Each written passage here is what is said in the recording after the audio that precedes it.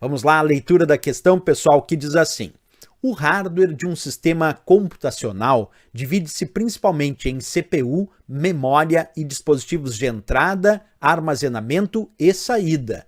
Um sistema utiliza códigos de barra para identificar atendimentos. O leitor de código de barras é um dispositivo de letra A, entrada, letra B, saída, letra C, armazenamento, letra D, entrada e saída e a letra E, memória.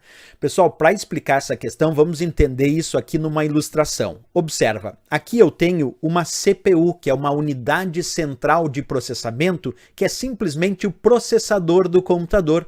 Muita gente acha que a CPU é o gabinete do computador, mas não, pessoal, a CPU é apenas o processador do computador, esse pequeno dispositivo que vocês enxergam ali, que é chamado de CPU porque vem de unidade central de processamento, é o processador do computador e onde os dados são processados de forma centralizada. Pois bem, os periféricos que nós utilizamos para enviar dados para a CPU processar, nós chamamos de periféricos de entrada de dados.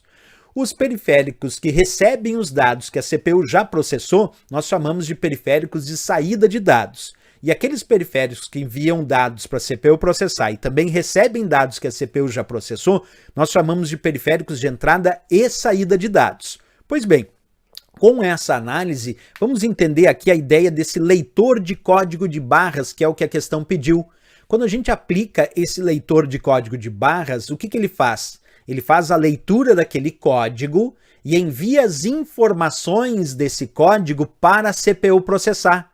Observa, se o leitor de código de barras ele está enviando as informações daquele código de barras que ele identificou para a CPU processar, então quer dizer que o leitor de código de barras é um periférico de entrada de dados, porque periféricos que enviam dados para a CPU processar são chamados de periféricos de entrada de dados. Por isso que nessa questão, a resposta para o leitor de código de barras em relação à CPU é que ele é um periférico ou um dispositivo de entrada de dados, como descreve ali a letra A de América. Agora, vamos a outros exemplos de periféricos de entrada. O mouse é um periférico de entrada, o teclado do computador é um periférico de entrada, o microfone é um periférico de entrada. Vamos para exemplos de periféricos de saída agora.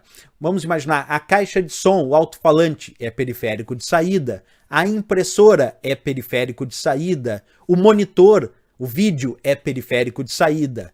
Agora vamos a exemplos de periféricos de entrada e saída simultaneamente. Uma impressora multifuncional, que além de ter impressora, que é periférico de saída, tem também scanner, que é periférico de entrada, porque o scanner é só periférico de entrada, a impressora é só periférico de saída. Então uma impressora multifuncional, que tem scanner que é entrada, impressora que é saída, no mesmo dispositivo, então uma impressora multifuncional é um periférico de entrada e saída de dados. Outro exemplo, quando é só monitor é só periférico de saída. Agora, se a prova citar monitor touchscreen, que é o monitor toque na tela, aí é periférico de entrada e saída simultaneamente, porque no monitor touchscreen, além de ter o monitor que é a parte saída, também a tela é de toque e assim como se fosse um teclado, eu posso clicar para enviar dados para a CPU processar.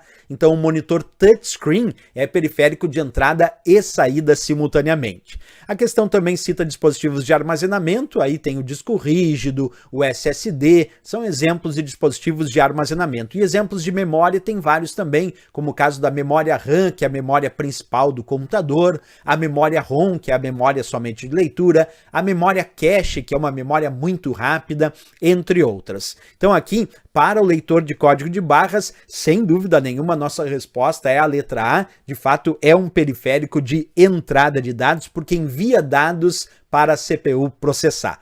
Certo, pessoal? Perfeito.